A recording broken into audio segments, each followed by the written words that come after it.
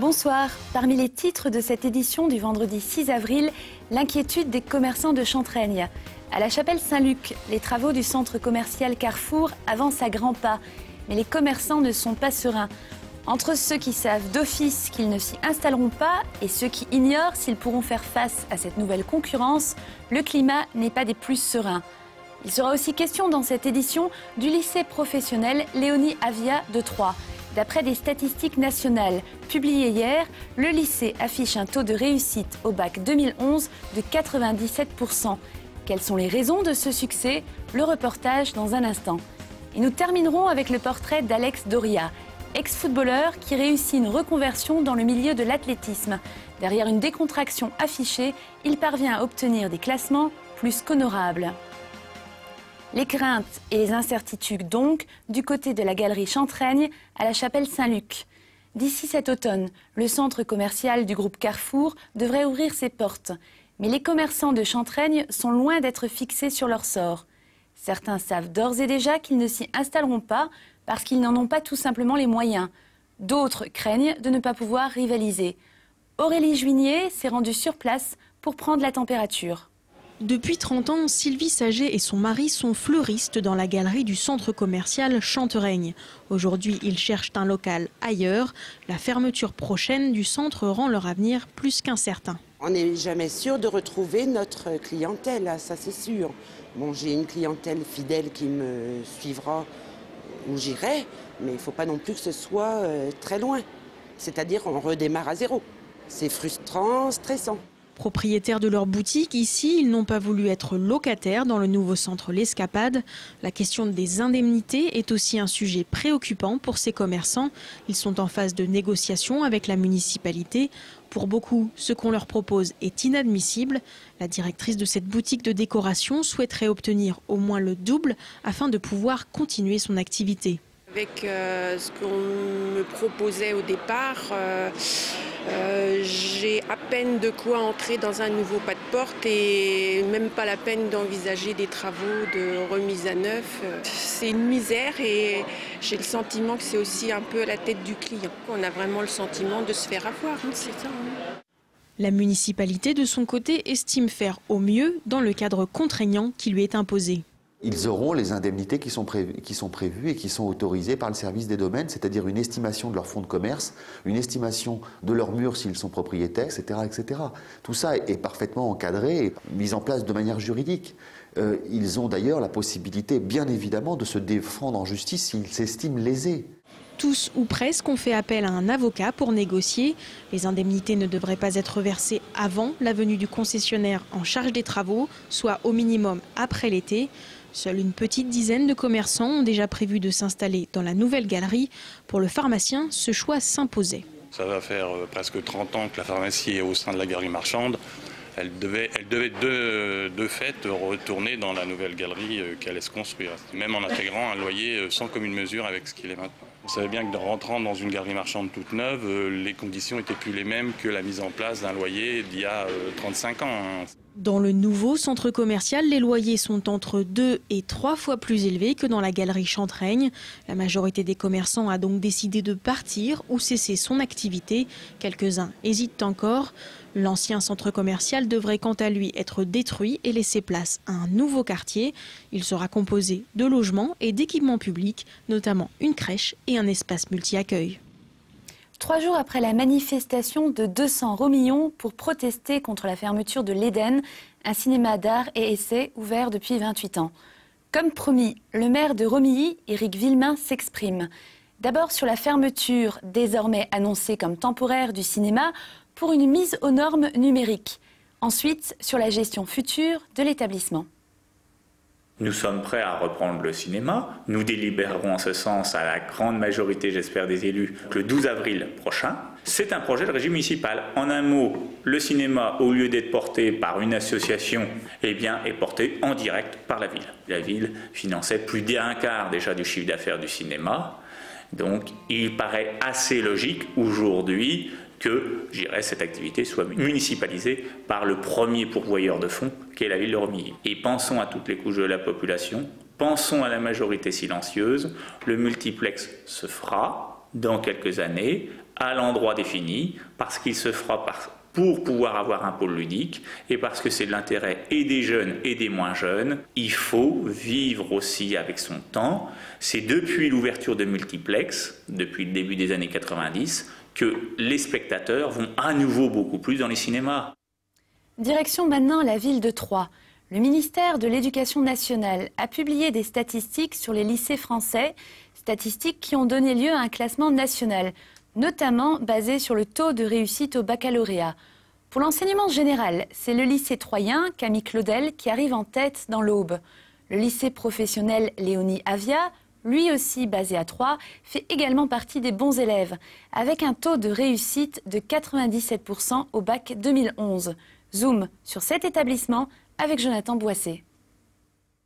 Dans ce lycée professionnel privé, le taux de réussite au bac a dépassé les attentes. Sur 65 élèves présentés en 2011 à l'examen, ils sont 97% à avoir obtenu le diplôme.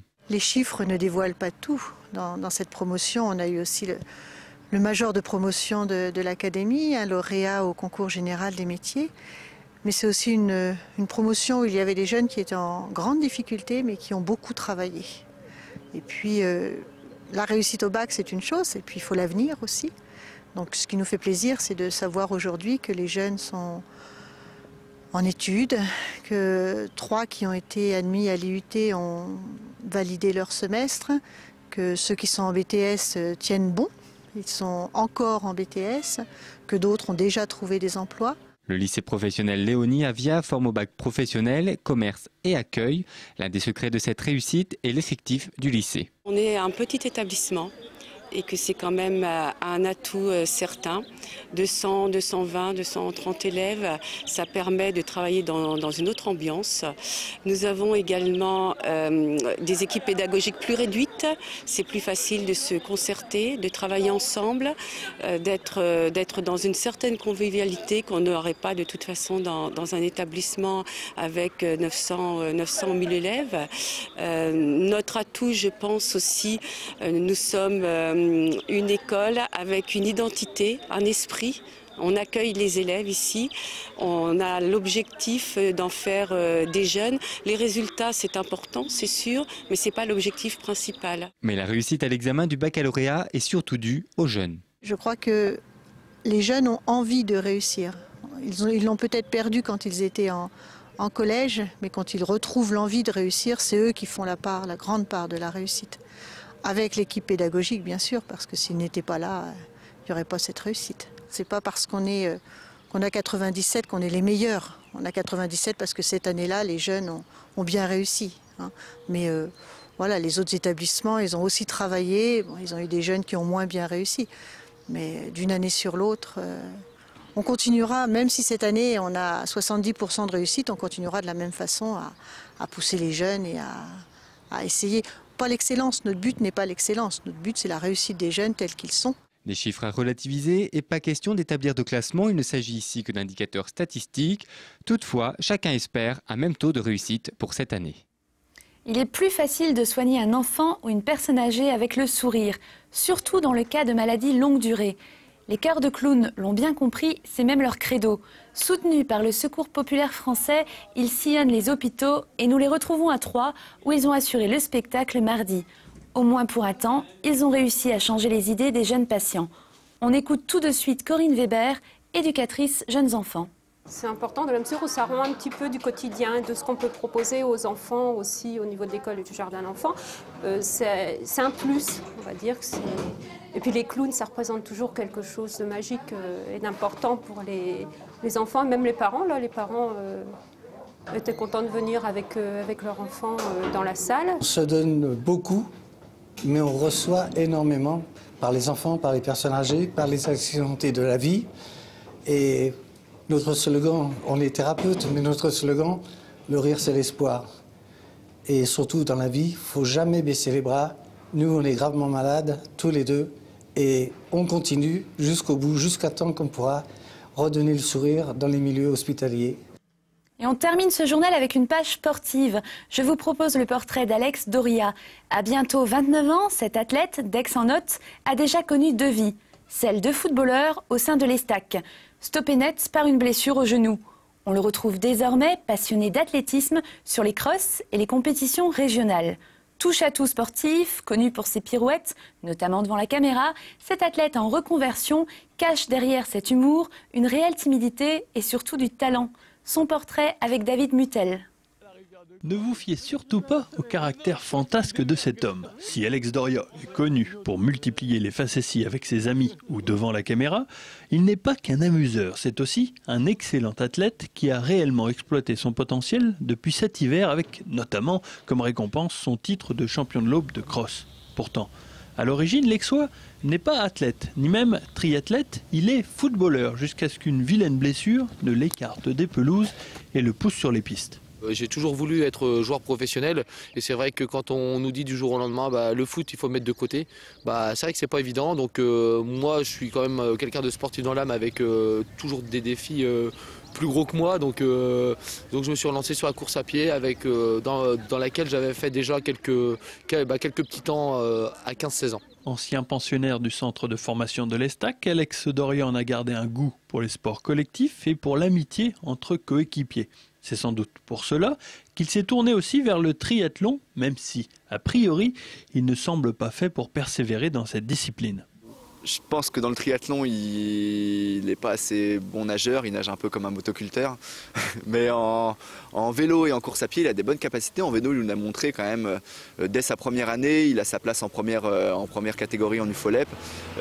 Sur des chronos, il tourne très bien. Véritable touche-à-tout, le licencié du sport détente Aix-en-Othe entend bien se fixer de réels objectifs afin d'avoir des réponses à pas mal de ces questions. Il a un gros potentiel, mais il est un peu attiré par tous les sports. C'est bien aussi, mais disons que pour arriver à son meilleur niveau, il faudrait vraiment qu'il choisisse un sport. Alex Doria n'est donc pas le fou que l'on pense. S'il amuse la galerie, c'est surtout pour dissimuler une vraie timidité. Beaucoup de gens me prennent pour quelqu'un qui prend rien au sérieux, mais pour moi, tout est calculé à l'entraînement. Il y a beaucoup d'entraînement derrière ça, des heures et des heures par semaine. Et c'est vrai que le fait que j'ai besoin de me décontracter avant la course et d'évacuer le stress, c'est pour ça que je suis obligé de rigoler. L'Aixois n'est donc pas qu'un clown, il possède aussi une science certaine de la course. Pour preuve, au championnat de l'Aube, il était le seul des 3 fuyards à avoir parfaitement compté le nombre de tours restants. Il est certainement l'un des prochains leaders de la course à pied dans le département, mais pour cela, il devra se fixer définitivement. C'est la fin de ce journal. Dans un instant, les prévisions météo pour ce long week-end de Pâques. Lundi, dans le journal, on reviendra notamment sur le match de l'Estac qui a lieu ce soir contre l'équipe du Havre. Excellente soirée à tous et à bientôt.